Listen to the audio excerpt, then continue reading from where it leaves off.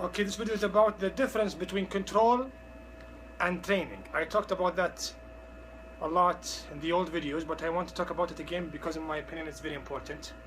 When I say training a horse or training another animal, a dog, a cat, a dolphin, whatever, to do something, it's completely different than talking about control. Control means two creatures disagreeing on something and one of them is controlling the other one.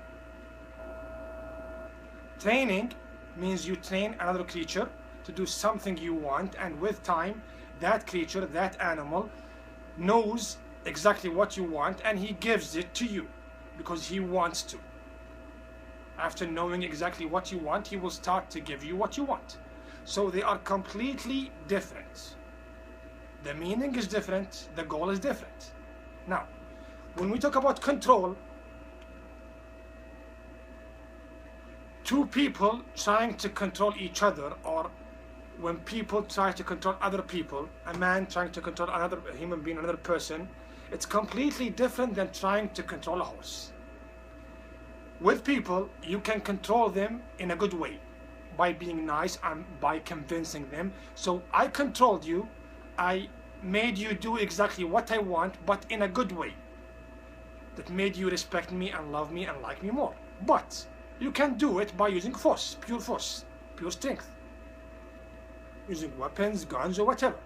So with people, control usually is bad because usually we do it by using force, strength.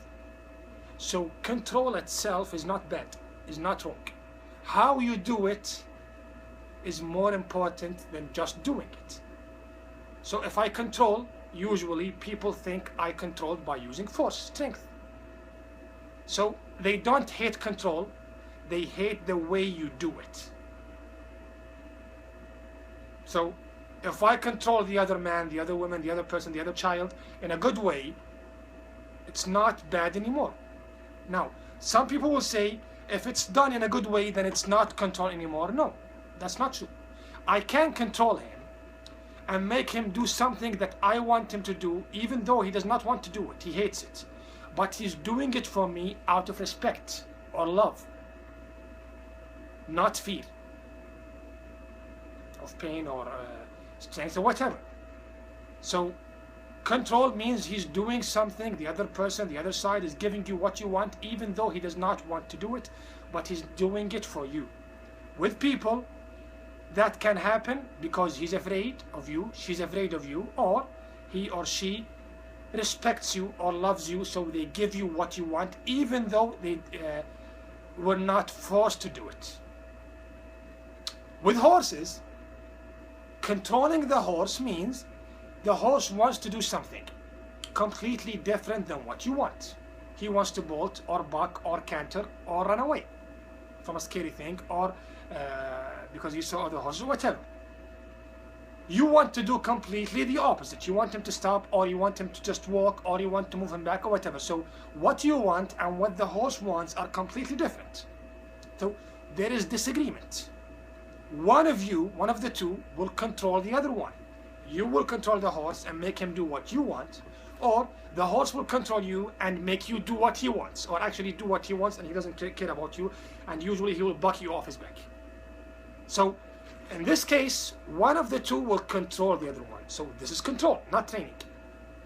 This type of control, which is a man trying to control a horse, a woman trying to control a horse, is not like the other type of control I talked about, which is control between two men, two women, people trying to control other people. It's completely different with horses. Why? It's very simple. Because the only way for controlling the horse when he disagrees, it's control because he disagreed with you. He wants something and you want something completely different. That type of control cannot happen, will not happen, did not happen by using strength, muscles, or hurting the horse. Again, it cannot happen, did not happen, will not happen by just letting go of the rein.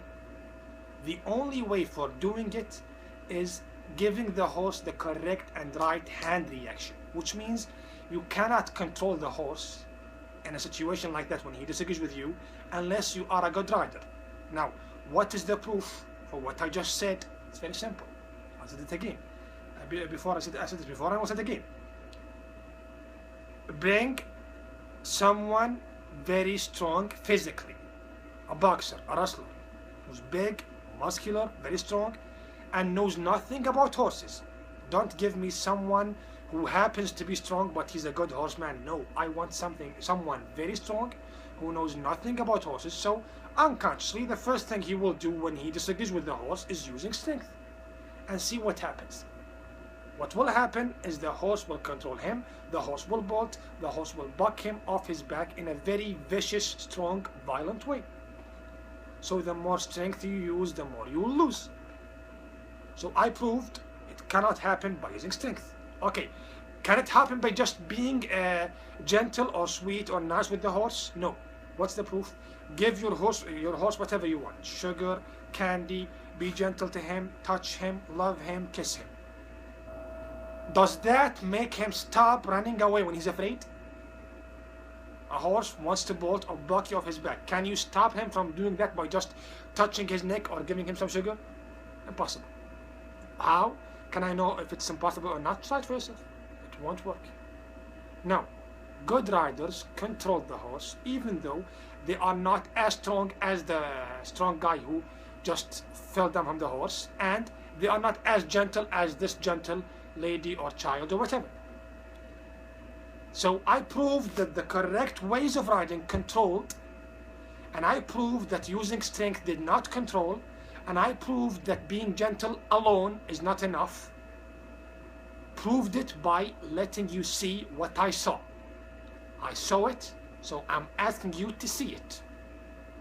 Now, if the only way for controlling the horse is the right way of riding, that means I will not ask you how did you do it. I will just know that you are a good rider. For example, you have a door, you have a room, and that room has 10 or 9 keys.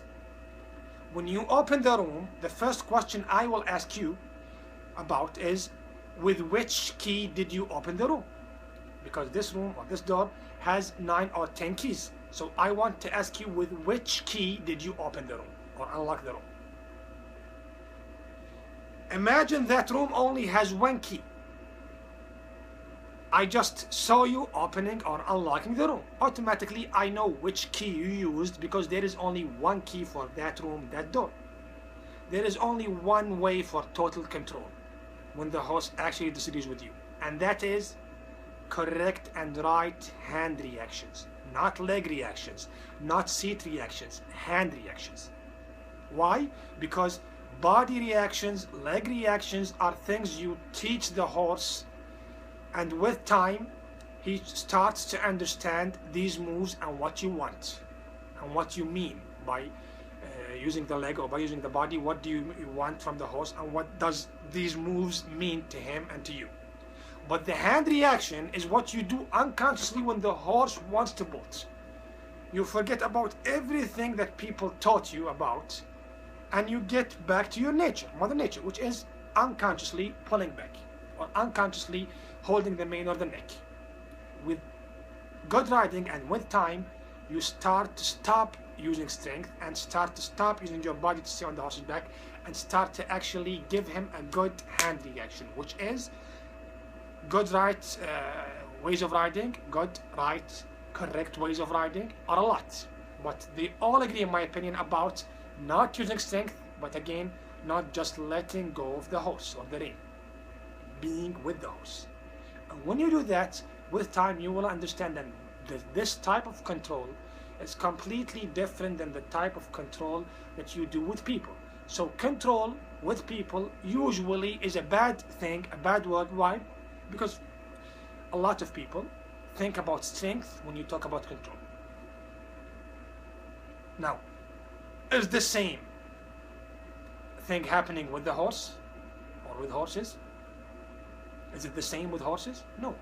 What's the proof? I just told you about it, or I just talked about it, and you have to do it by yourself and see it, see what I saw.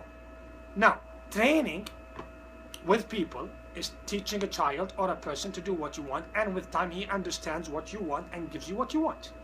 With horses, it's the same.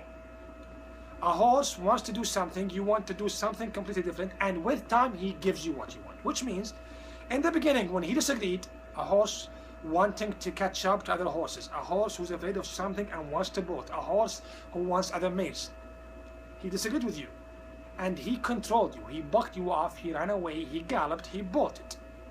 And with time he started to understand what you want, and with time he became calm and cold and cool and gave you what you wanted. What's the difference between control and training in this case? This is the main thing that I always talked about, which is a very important thing that most people don't understand anything about. It's very simple. I will give you an example, 2 good ways of riding, showing you the final result, which is a horse decently sized about something scary, a bag or a sack or a bottle full of stones, doing something scary with 2 riders, by two riders riding completely 2 different horses, and these scary things that these or those both riders or those riders, 2 riders are doing, both of them are doing something that if you do with another horse who's ridden by a bad rider, the horse will bolt and buck. Those 2 or these 2 did it and they controlled the horse. The horse did not do anything, absolutely nothing. He was just standing in his place.